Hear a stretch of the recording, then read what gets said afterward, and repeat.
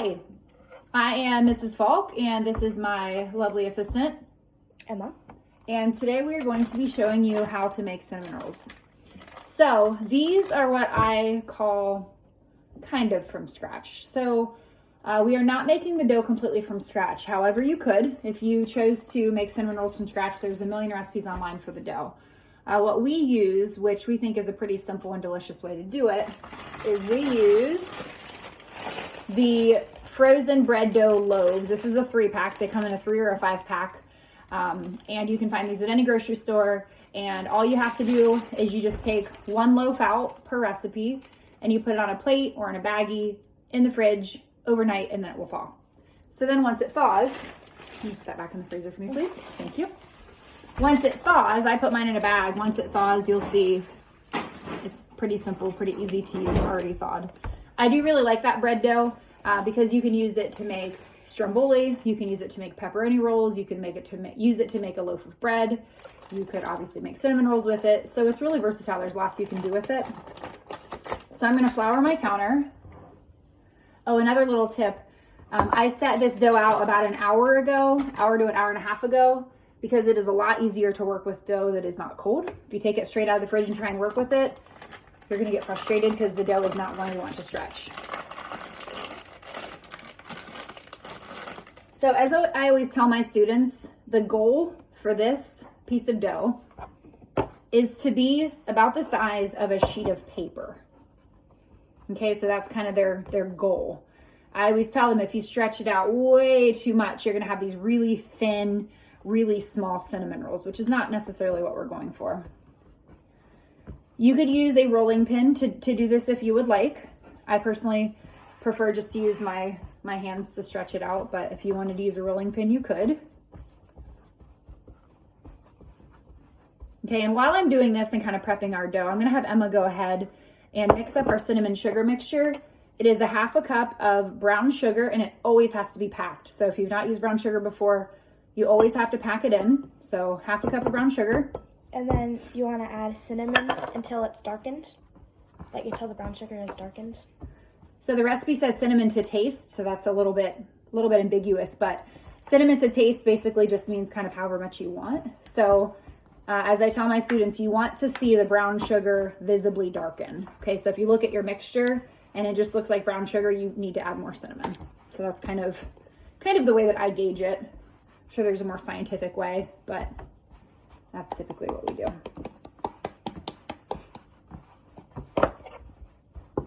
And the origin of this recipe, I guess I should say this is really important. I did not create this recipe, so I can by no means take credit for it.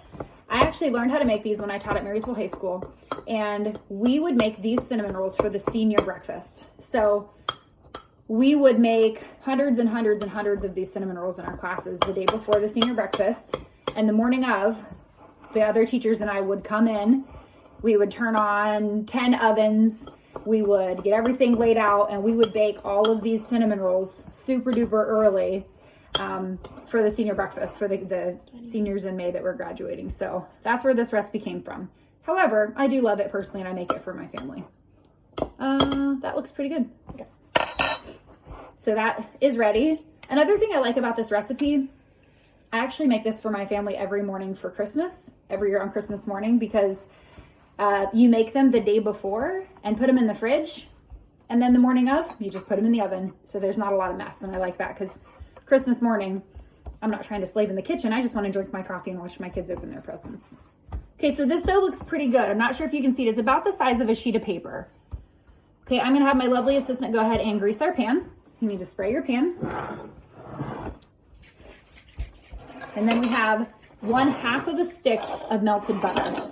A really important thing, especially students, if you're watching this, the melted butter, you always need to cover butter with a paper towel over top, because in the microwave, a lot of times the butter will melt and pop and create all kinds of disgusting mess.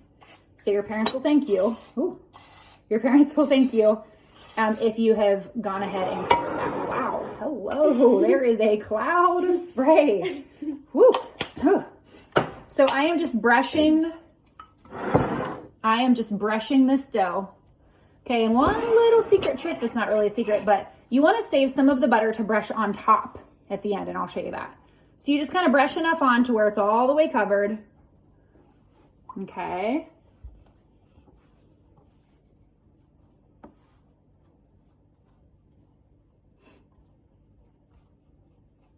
Okay, this is a little bit of a lull here. So once it is completely covered, I'm gonna have my assistant put the cinnamon sugar mixture on. And we're gonna use all of it. There is no such thing, as I tell my students, there is no such thing as extra right now. We're using all of it.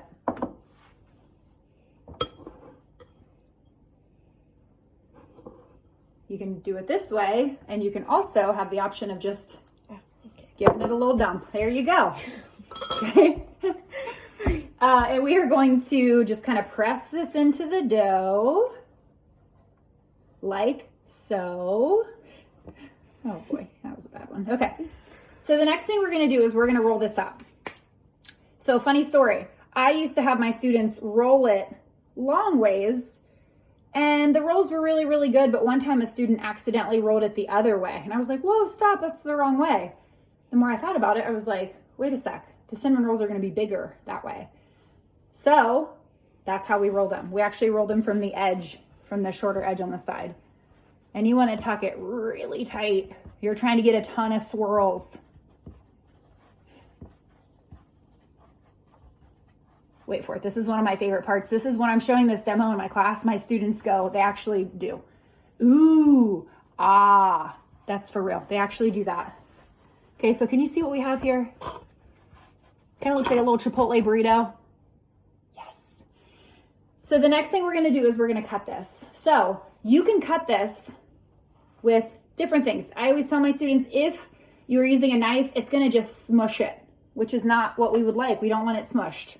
So we actually are going to use dental floss. Not mint wax. Actually, it doesn't matter if all you have is mint wax or cinnamon or whatever. You can't taste it at the end. So don't worry if that's all you have. Okay, so you make it about, I don't know, 12 to 18 foot to a foot and a half long. And then you are going to take this underneath your dough, like so. And you are going to crisscross it. So kind of where you cut it is going to be dependent on how many rolls you want. In class, we typically will make this into 4, 5, or 6, usually depending on how many kids are in the kitchen.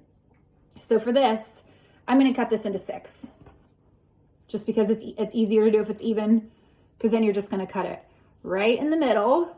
Oh boy, this is the slippery floss. Oh shoot. Okay, I'm getting a new piece. Hold on. If you cut it too short, like I just did, it's really hard to crisscross. Whoops-a-days. Sorry about that. Let's try this one. Now, if this doesn't work, this entire video is a bomb. Hey, there we go. So this is the ooh and the ah moment. You see it? Are you saying ooh and ah? I figured you were. Okay. For some reason, my 6th grade daughter is not impressed with my jokes. I'm not really sure why, because they're actually pretty funny, but just kidding. Okay, so that's our first one. Okay, so when you put it in the pan, I always try and put, if you can see here, this kind of edge that wants to pop open, I always put it into the corner to just kind of keep it together. With your cinnamon rolls, you could, when you're done, you could pop these straight in the oven and bake them. In class, when we make them, we don't have time to do it in one period just because it takes too long you can't get them done. So we pop them in the fridge overnight. They actually double in size overnight. They fill the entire pan.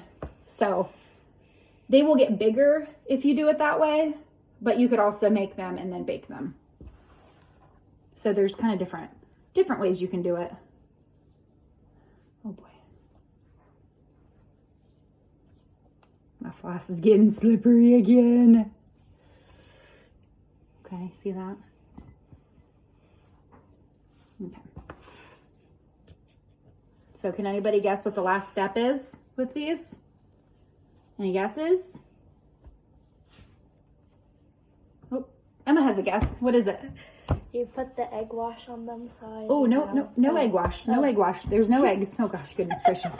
Okay, that was too open-ended of a question. The butter. Yes, we do the butter. Sorry, we made a pie yesterday. We made a strawberry rhubarb pie and there was an egg wash on top. So we are just getting our recipes all jumbled. Folk House, we are just jumbling things up today. So it is not an egg wash. There's no egg in this. It's just butter, okay? Whew. Whoops, daisy. Things are getting weird around here. I apologize for that. That was a little unexpected. Once again, no extra butter, okay? So no such thing as extra butter, just like there was no extra cinnamon sugar. You're just going to brush them. For this time, you don't dump. Yep, no dumping this time. You just use a pastry brush. And honestly, if you don't have a pastry brush, you can use a spoon. It essentially does the same thing. Okay. Voila. So as I said, you can pop these in the oven. You can cover them with foil and put them in the fridge. And the next day, you can pop them in the oven too, and they will get bigger, which is a pro for sure.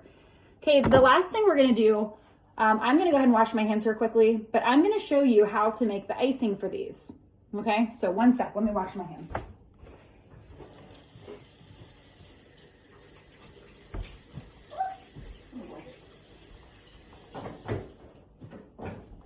Okay,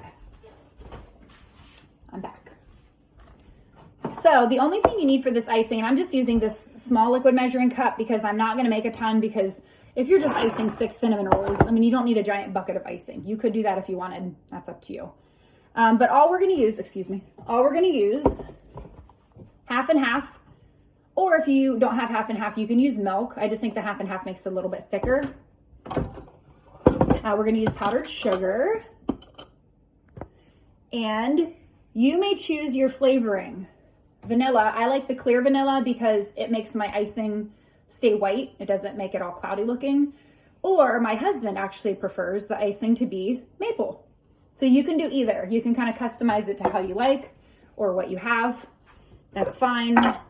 So I have a little confession to make for this. I don't measure. I just kind of eyeball this. So I've got some powdered sugar. I know I'm not measuring it. This is one of those things you just kind of have to, you just have to feel it in your soul, really is what you need to do with this. Half and half. Be careful not to add too much half and half, because once it gets really liquidy, you have to add a ton of powdered sugar to offset that. So you kind of just have to kind of eyeball it, kind of play with it. All right, lovely assistant, go ahead and give us a little mixy. Ooh. Looking pretty good. Now at school, we do a coffee shop once every 9 weeks. When we do the coffee shop, we make about 15 to 18 times this recipe. So it is quite an undertaking. Thankfully, I have wonderful helpers that come in the day before at 7 in the morning and just do it. We just make them. We nail it out. We have an assembly line. All right, so you can see, just gotta keep mixing it up.